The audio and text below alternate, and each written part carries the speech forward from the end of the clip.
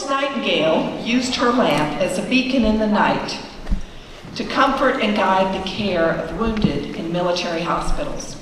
And her light has blazed a path of service through the countless nurses who have followed in her footsteps. Today, our Light the Lamp event celebrates the flame of Florence Nightingale's legacy. And I want to invite you to reflect for just a moment on the key themes of her legacy and how important each of these remains today.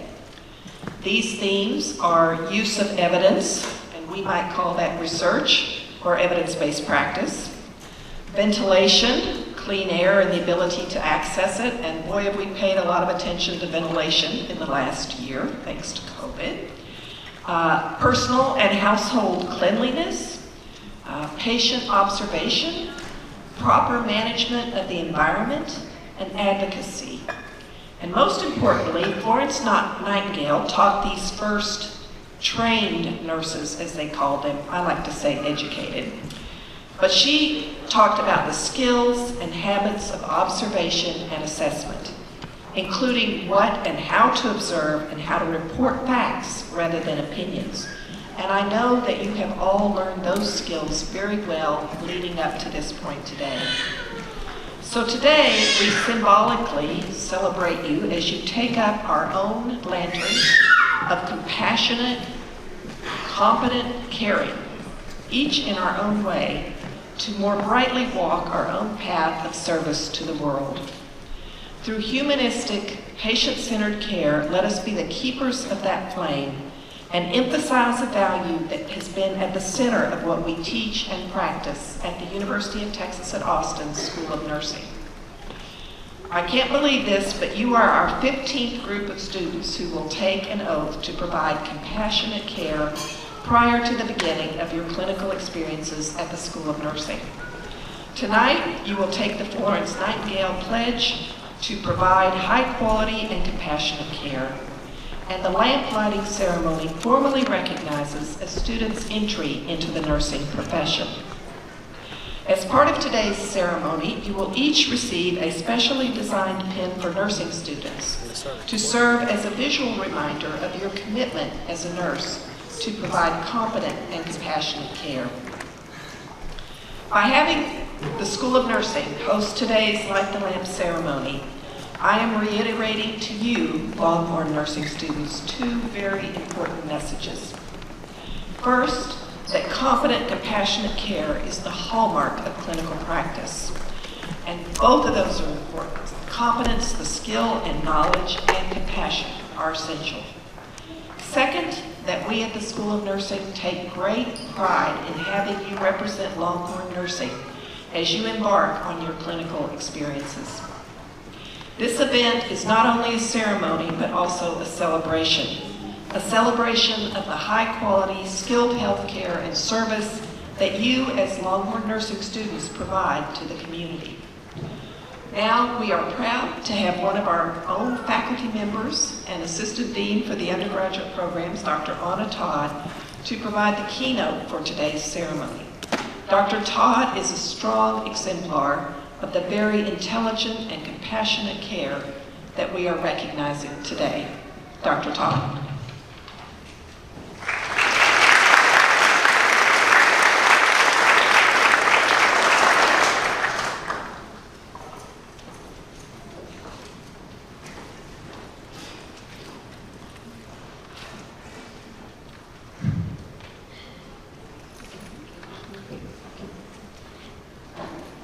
Okay, I just got a lot taller. I love this. This is the first time in my life I can see heads, the top of heads. Okay, so, welcome. Okay, so, over the summer you've learned a lot about, in theory, what it means to be a nurse, and now, and for undergraduates, you learned for the last 2 years, what you are going to provide, what kind of nursing care in the bedside and in the community. Wow, big moment. You'll be applying what we call the science and art of nursing. Today, I'm going to focus on the art of nursing through compassionate care. The dictionary definition of compassion is as follows, quote, sympathetic consciousness of others, distress together with a desire to alleviate it. So, when I asked the majority of my 5 kids to define compassion/compassionate care, these were the following comments. Compassion is when you put yourself in the place of a person who's in need of help and take action to make it better. It is not just sympathy. Compassion, is when you feel empathetic towards your patient you meet when they are where they are, and then do something to help them be independent. That was my then 21-year-old political science major. Compassionate care is when you notice the gentleman who's been wearing the same dirty socks for a week in rehab, and you ask him if he wants a fresh pair of socks. My daughter was an occupational therapist, who was a graduate from UT, by the way. Compassion was walking around in someone else's shoes so you can help them. That's my daughter, who's an RN. She's a nurse. She's a nurse in an OR. Compassion is gentle, kind, sympathy. Compassionate care is when you take the time to engage in your patient. It's the little things you do. That's my son, who's a lawyer. And I chose not to interview my oldest son. He's a financial advisor, and I think right now he's a little stressed. So for my small survey, I was able to get the sense that compassion can have slightly different meanings, but consistent is the notion that compassion is a sentiment that serves as a catalyst that fuels an action, a caring action. The key is action. Compassion and compassionate care is the core element of nursing. We talk about it all the time. The dean mentioned it, competent and compassionate care. In fact, compassion is so essential to nursing that the very first provision in the ANA Code of Ethics, raise your hand if you know what that is. I teach ethics, so please, all of you, raise your hand. And so the first provision is the nurse practices with compassion and respect for the inherent dignity, worth, and unique attributes of every person. So what does compassionate care look like? Who's ever spent time in the hospital or knows someone else who has? I can tell you from my personal experience as a patient for 2 back surgeries, I can recall most of the nurses, unfortunately, did not demonstrate compassionate care. They would glide in my room and quickly ask me what my pain level was on a scale from 1 to 10. Does that sound familiar? Scale from 1 to 10. I wanted to say 4.275. They would hand me my medications and walk out the room. It was almost like drive-through meds. But then there was one nurse, who decided, she was an older seasoned nurse who came into the room. She actually pulled up a chair, put her hand in my hand and asked, "How are you?" I hadn't heard these words. These words sound, I had never heard anybody ask me how I was. I almost wanted to say, "Hey, wait, are you talking to me?" Oh, and oh my, are you actually willing to touch me? I was so grateful to her for her compassionate care that day. Why? Because she recognized that I was in need of her help and support. She took the time, she spoke to me, not at me. Her eye contact was reassuring, and most importantly, she was present. Just being there was a comfort. One of the most beautiful examples of compassionate care was given to me by my dear friend who is a CNS, clinical nurse specialist. She graduated from UT Austin, and she specialized in the geriatric population. So there was a 90-year-old man who was admitted to the hospital and due to a fall. And the next day, my friend, who was the care manager for this gentleman, received a phone call from his wife. His wife had been hospitalized as well. So she was admitted to the hospital for pneumonia and placed on the same floor as her husband. However, her husband was not able to sit up, and her husband desperately wanted to see his beloved wife of 65 years. They'd never been separated before.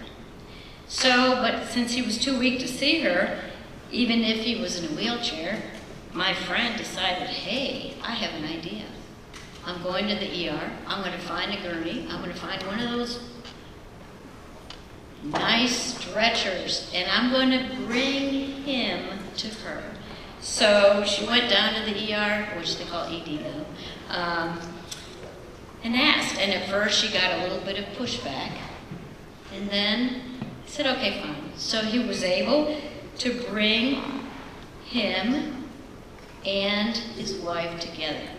And so she actually passed away, and he was there holding her hand as they were at the same level. That is compassionate care. That's one example. So, I had the privilege of watching my students in public health. I teach public health practicum. And they have delivered the most compassionate care as they listen to the clients, stories of women experiencing homelessness at a shelter here in Austin. Being present to listen to these clients who often thank the students for caring and being there for them, for listening when no one else does. So these are a few examples of compassionate care, a manifestation of the art of nursing. Walk around in your patient's shoes. Empathize with them, and most of all, act on it, so you may help patients maintain their independence and their dignity. See the human in front of you. I'd like to add that while you're practicing compassion, you need to practice self-compassion. You probably have heard people say, quote, how can you take care of yourself if you don't take care of, how can you take care of others if you don't take care of yourself? Most of us choose the nursing profession to nurture and care for others. And many of us in the profession ignore self-care. And so we fail to engage in self-compassion. Does that sound familiar?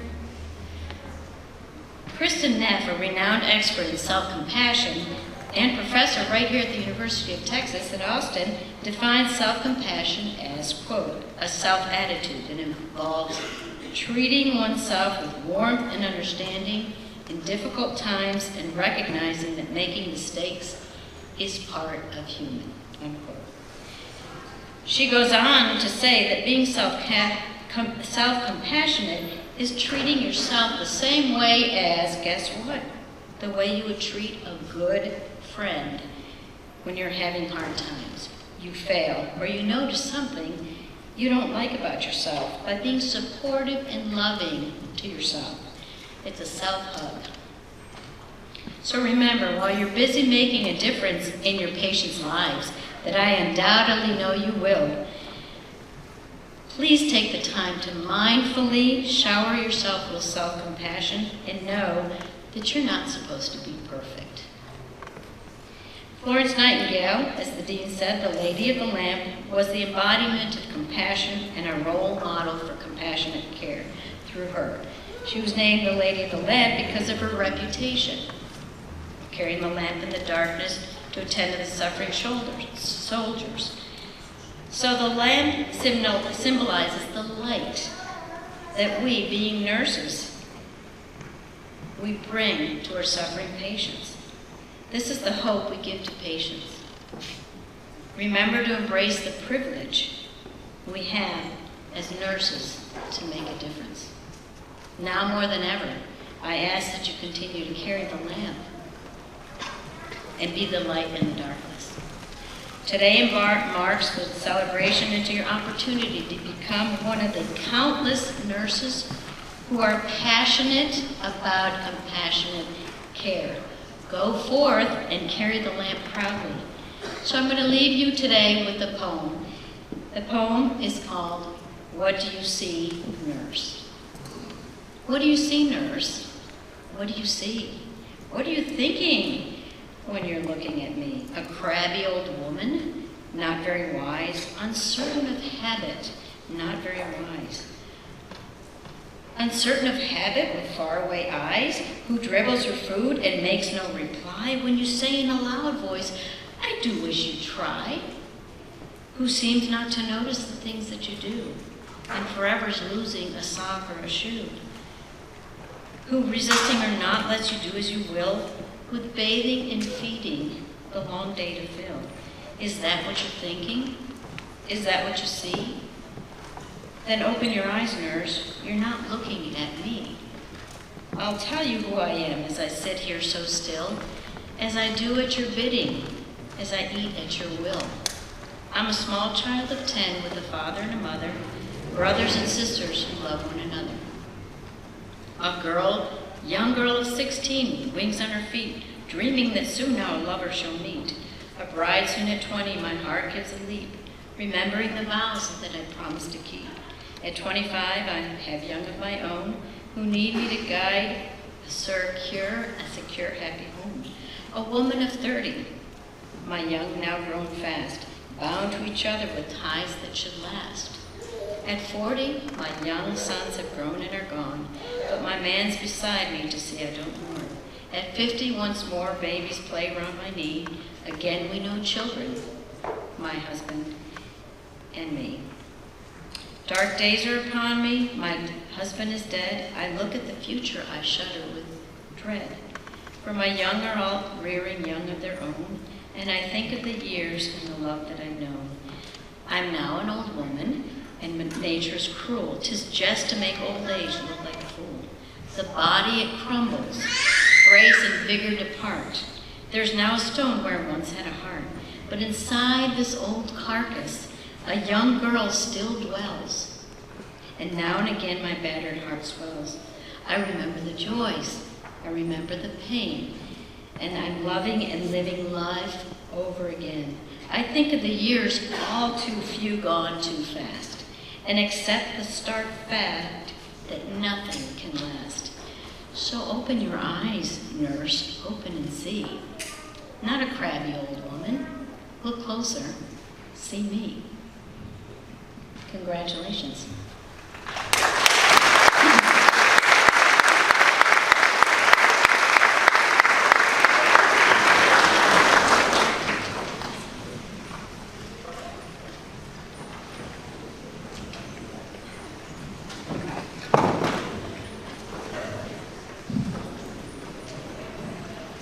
Thank you, Dr. Todd, for your life lesson, wisdom, and such a moving poem. It means so much, especially in this time of pandemic, and it makes us feel how fortunate we are to have our Longhorn student nurses join this community to help our community and help us through these times. Good evening, everyone. My name is Vin Nguyen. I'm the Associate Dean for Student Services, and I'm going to be your MC for the rest of the night. The second phase of the event, we are going to hear from a student who were in your shoes not too long ago before she went to clinical, and she wants to share her experience with you, and to also help you understand that y'all gonna live and succeed through the semester and do your first clinical experience and really enjoy it as well. After that, we will take a pledge, the Nightingale Pledge, an oath to competent, compassionate care. And then after that, we will have the pinning part of the ceremony. So now we're going to have Miss Mercy Paul Hill come on stage to share with us her experience. Please come up, Mercy.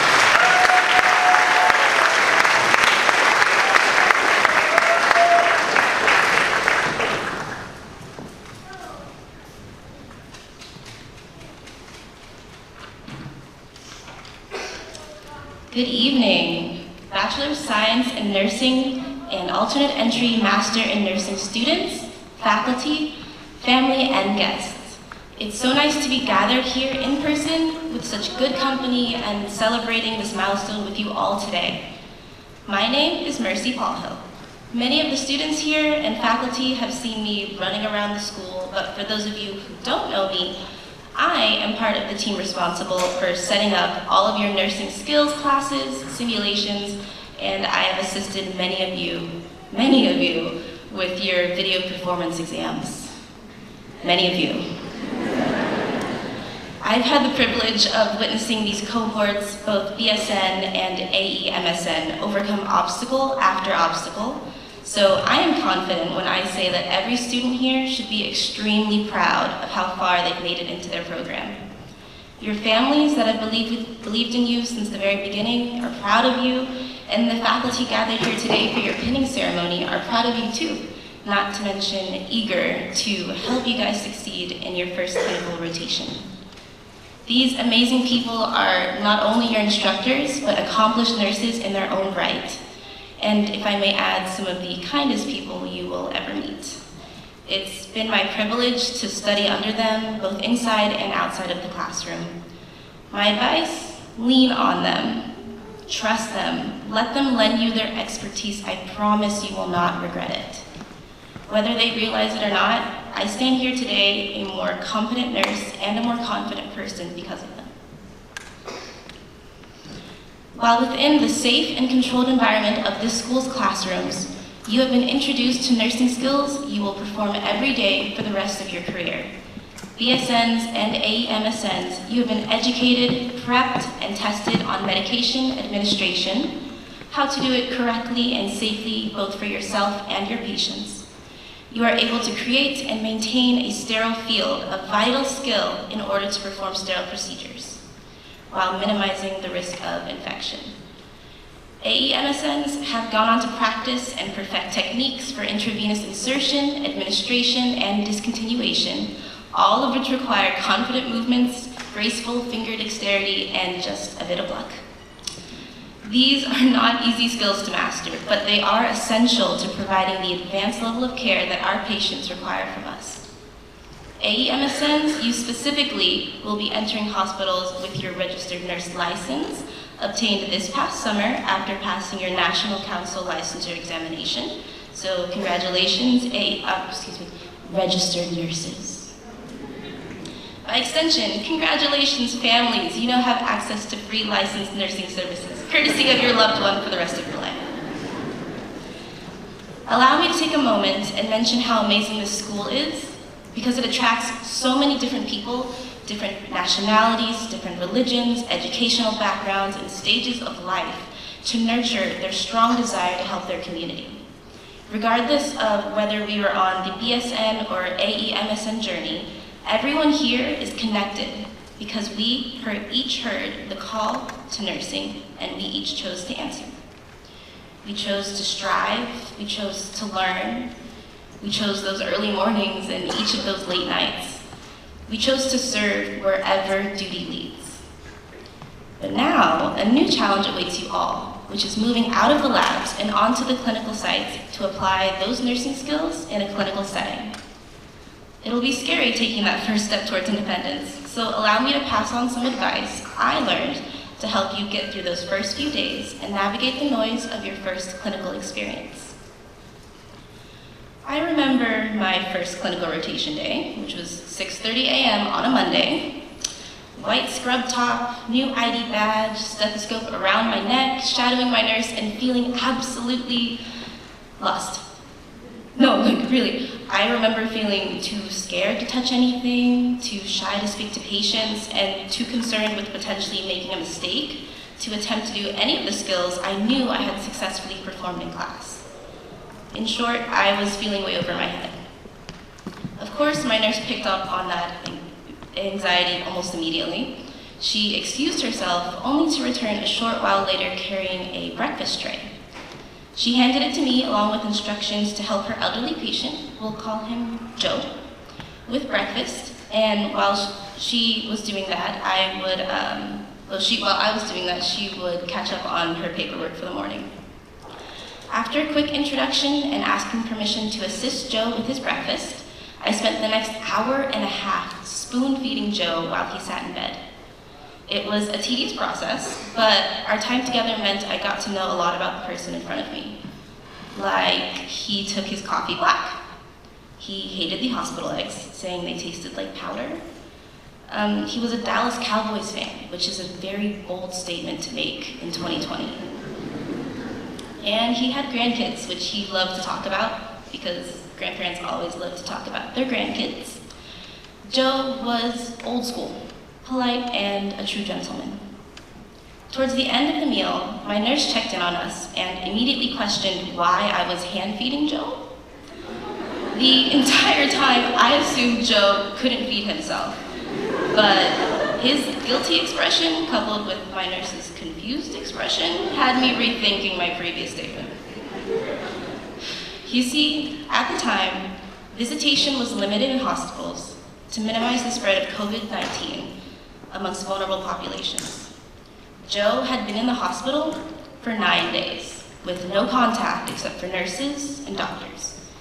He had no problem feeding himself, but chose to remain silent, so I would keep him company longer. Joe was lonely. He apologized for the extra trouble, but he also told me this: I know the nurses and doctors here are busy, but I've wanted someone to just come in and talk with me for the longest time. Talking with you has done me as much good as those meds, I'm sure of it. And you're gonna make a great nurse one day. Imagine my surprise. No skills, no meds, no care plan, just caring. This far into your education, it's easy to forget why we all decided to pursue nursing. Not because we were passionate about medication administration or Foley catheter insertion, but because we possess the desire to care for people, even complete strangers like Joe. If you take away anything from what I've told you today, remember that caring is the best foundation for growth in skills, knowledge, and character. In moments where you feel at a loss for what to do something that shows you care. Let caring guide you into becoming the competent and confident nurses I know you can all be. Congratulations once again, and thank you all for allowing me to be part of today's ceremony.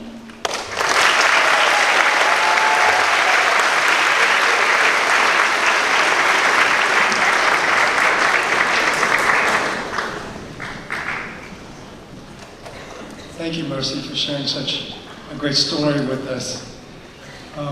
So this next part, students, we're going to take the Nightingale Pledge, and each one of you should have a copy of the pledge there. And Dean Steifbergen is going to lead us in that pledge. Dean?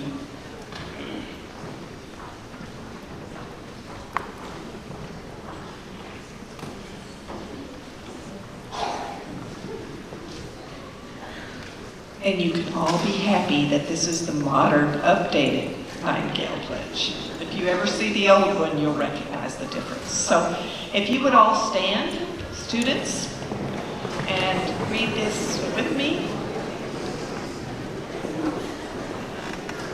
I pledge, in the presence of this assembly, to honorably practice my profession of nursing. I pledge to be the best nurse I can be by applying evidence-based practice, engaging in lifelong learning, collaborating with colleagues, and educating those in my care. I will do these things remembering quality patient care is my main priority. I pledge to communicate effectively with my patients and colleagues, and to promote teamwork in order to provide optimal care. I pledge to always remember my patients are not just patients, They are people just like me. I pledge to be an advocate for my patients in the most tumultuous times of their lives. I will practice patient and family-centered care, and I will make time to listen to my patients' fears and stories. I pledge to practice with integrity. I realize that nursing is not simply a discipline. It is an art, a science, and a way of life.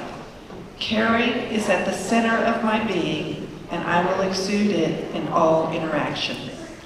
I pledge to do all of these things, remembering I make a difference in the lives of my patients each day. Remember this, and please be seated.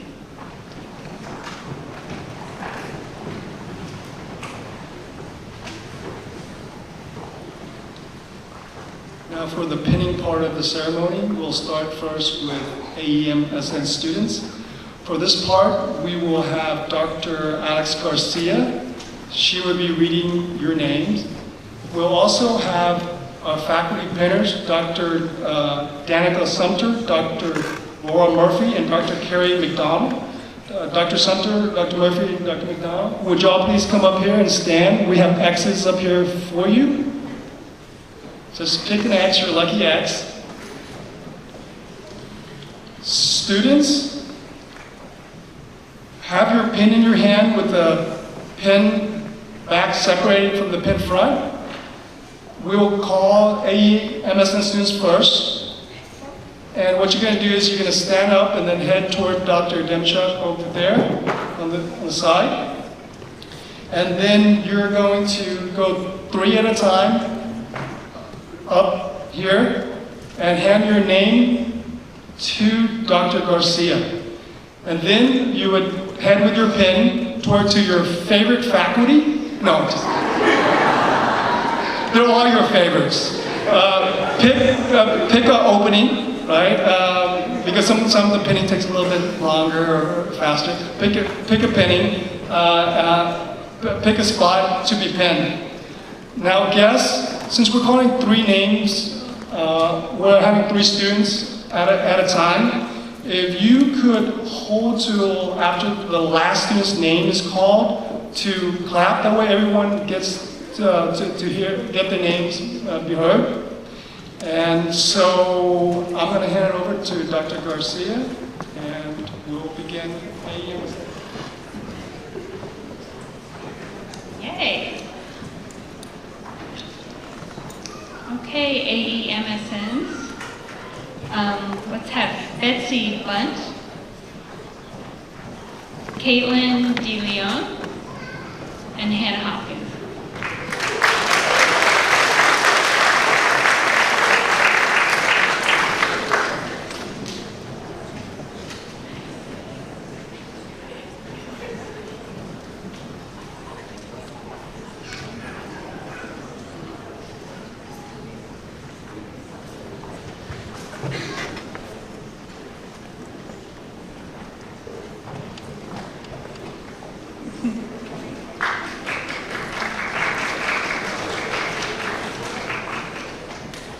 Next group, Surur Ali, Catherine Giffens, and Kristen Evans.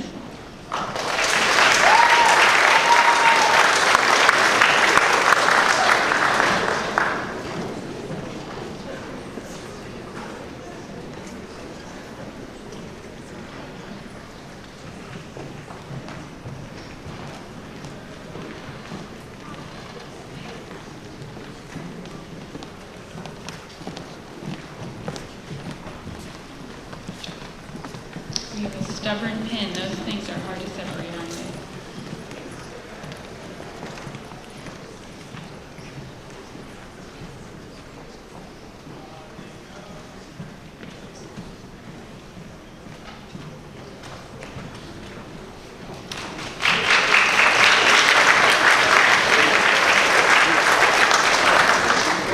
Next group, Shelby Hicks, Leslie Judith Acosta, and Mary Samakula.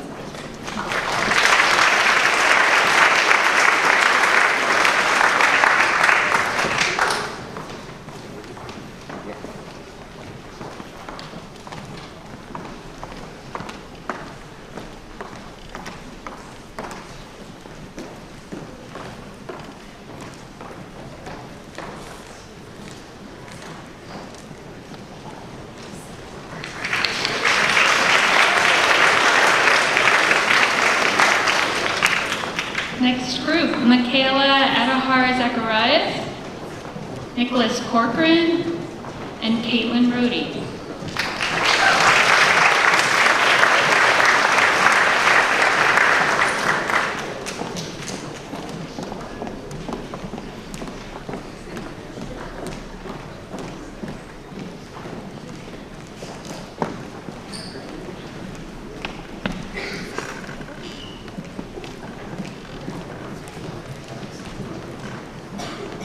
Yay.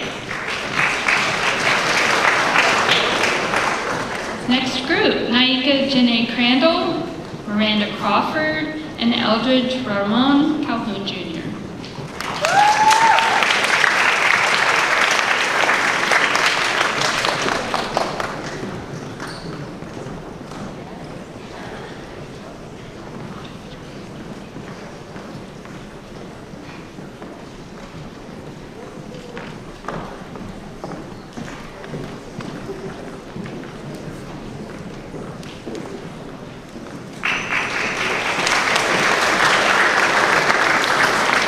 Next group, Megan Matthews, Karina Luis Marquez, and Ebony Carter Best.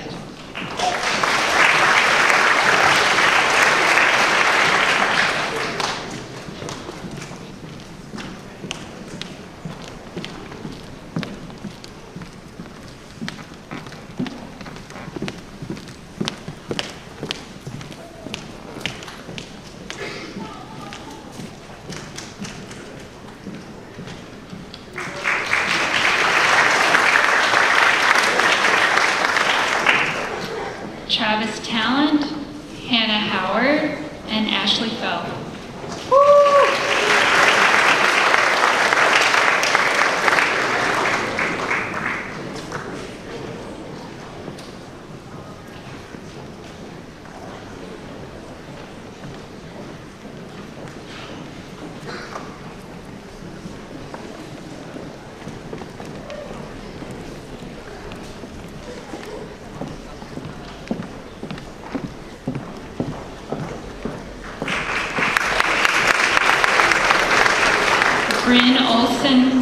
Bryn Caroline Olson, Shante Attillo, and Bianca Ruiz.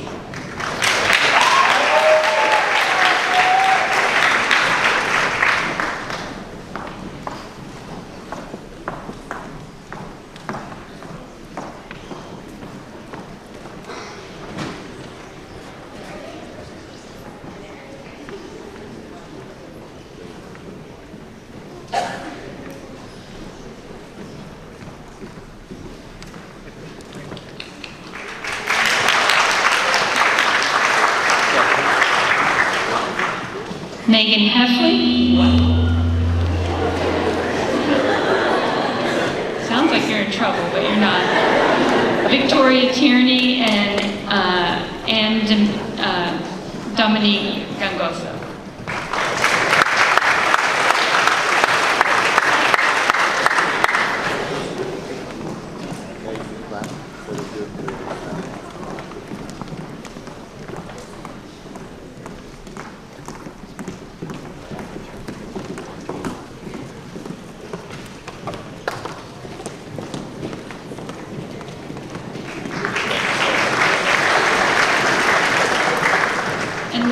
Two AE-MSN students about to embark on their first clinical day are Allison Salter and Kathy Mighty Child.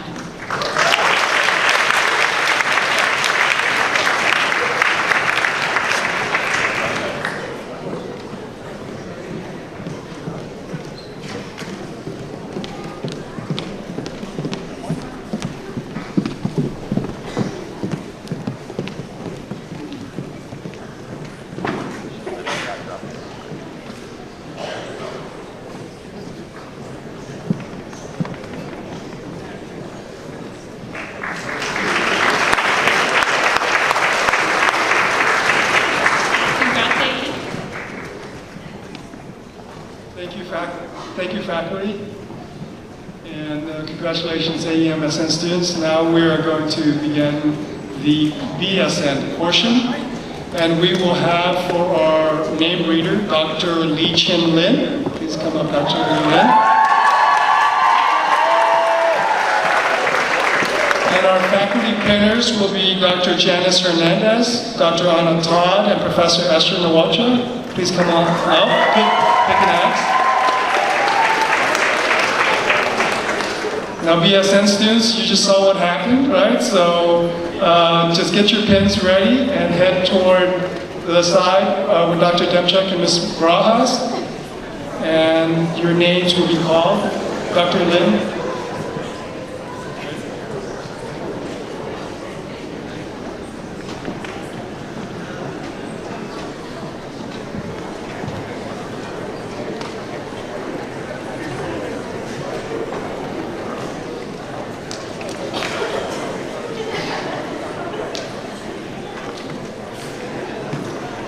Amanda Mantel Montes, Maria Montenegro, Meredith Emberton.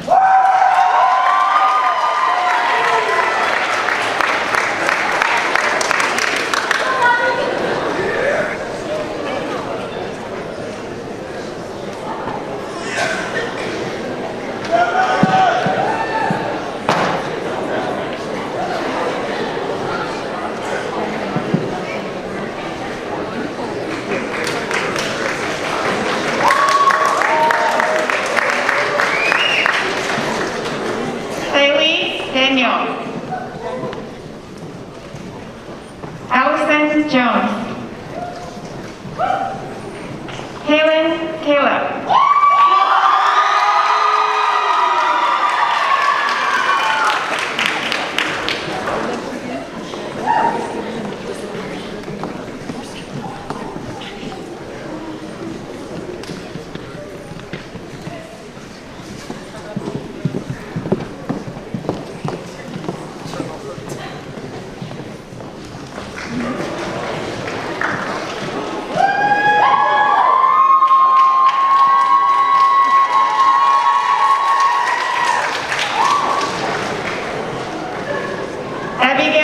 Davi,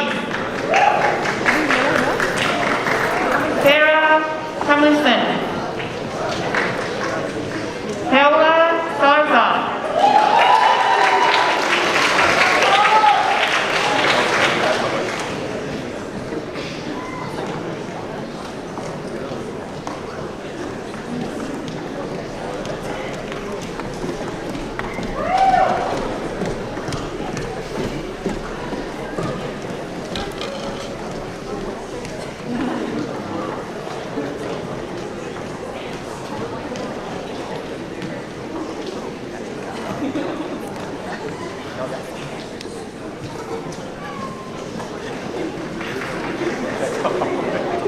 Saichi Sharma, Layla Ismail, Sarah Fang,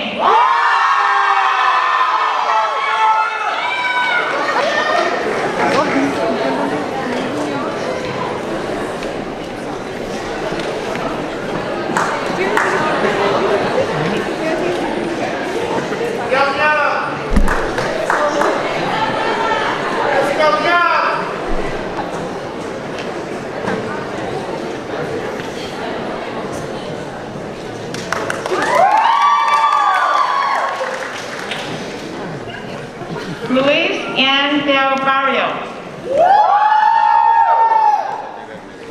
Emily Key, Sarah Cotia,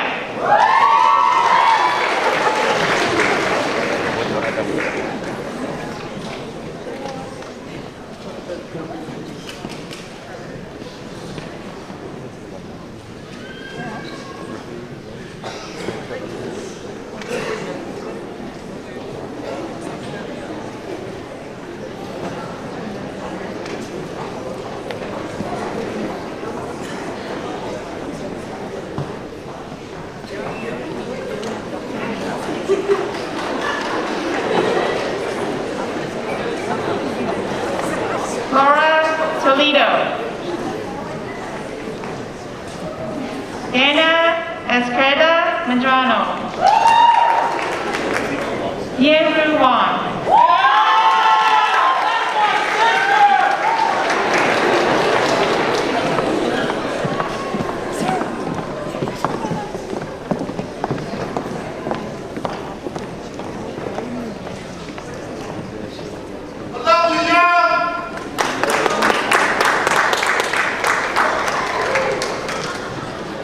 Grace Kim.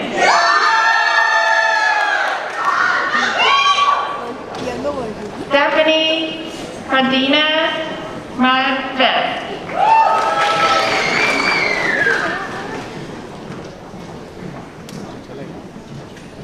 Elisa Savida.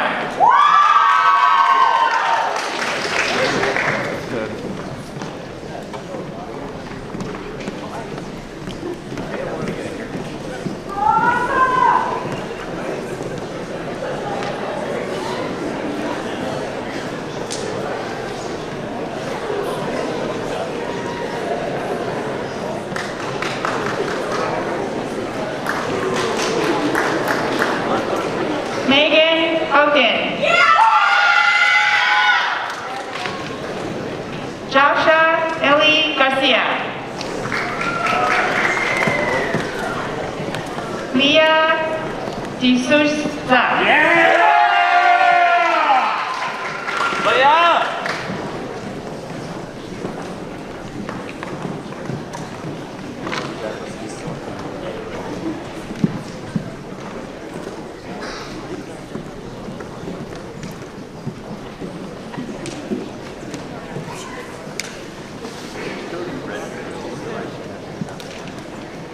Maren Human.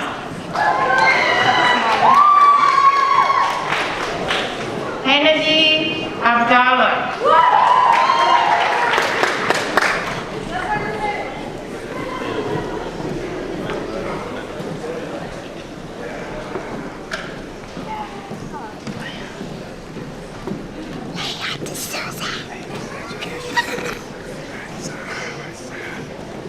Hey, wait for me.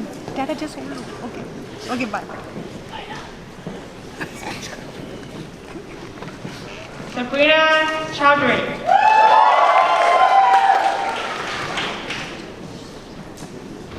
Maria Alvarez Lozano. Anna Shelton.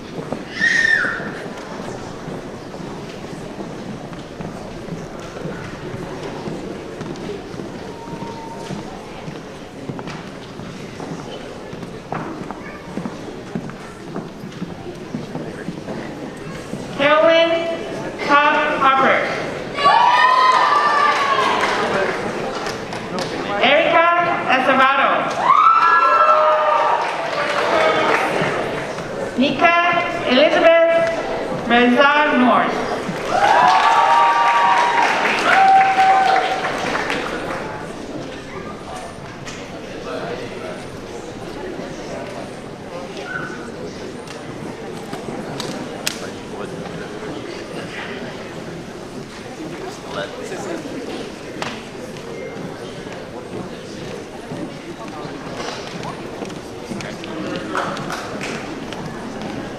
Avery Robertson.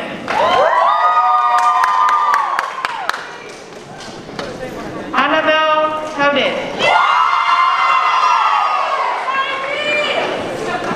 Isabel N. Ranky.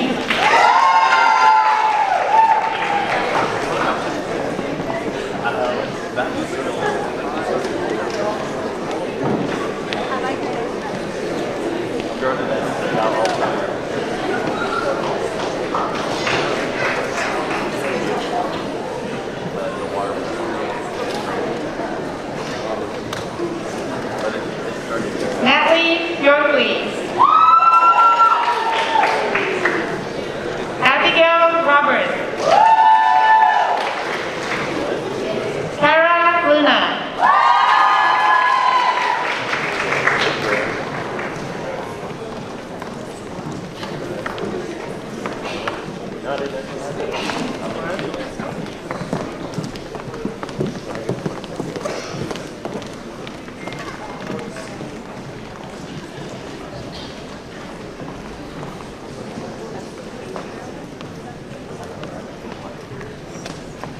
Leah Hernandez. Sarah Donovan. Emily Ann Fenn.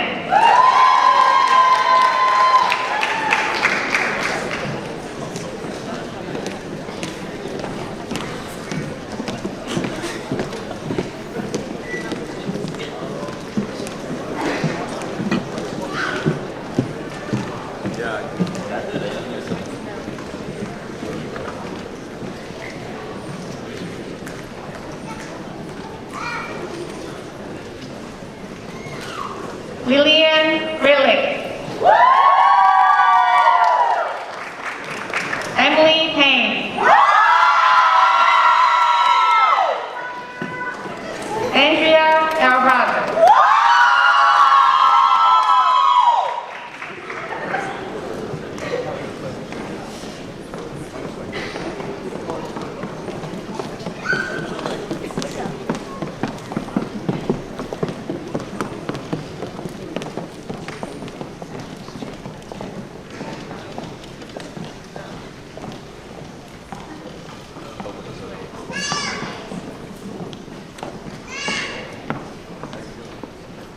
Yoseni Amagir.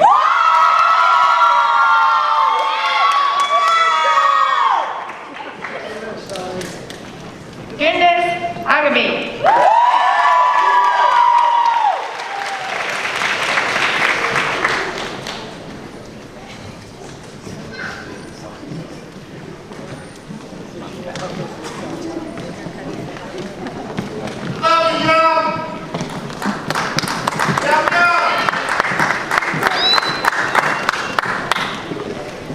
Thank you.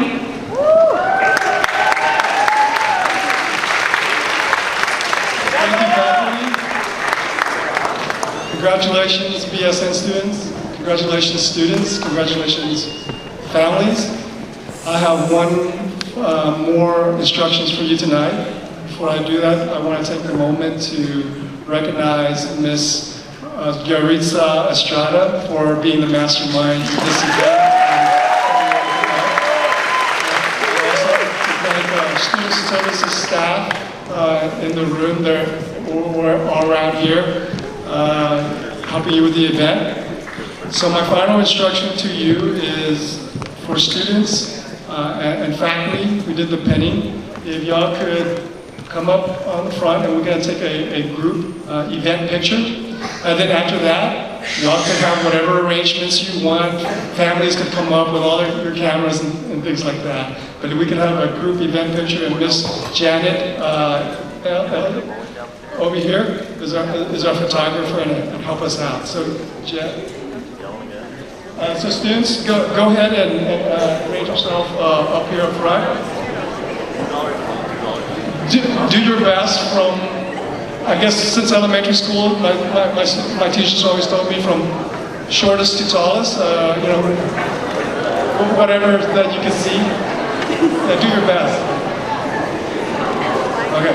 And now is also a good time to turn on your lamp as part of the picture.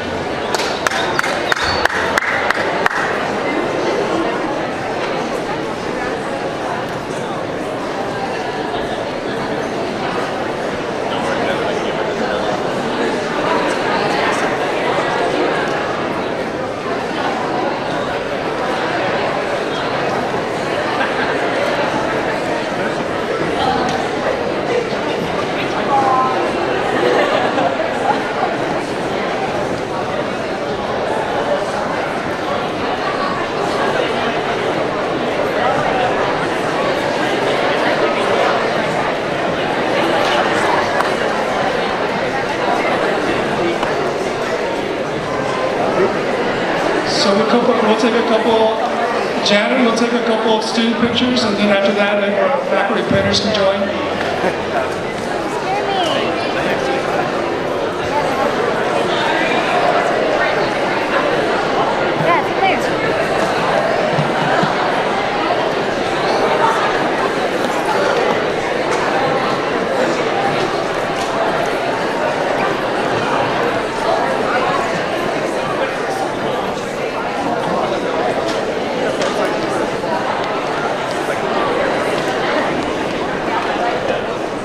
If we could have faculty come and join real fast, please.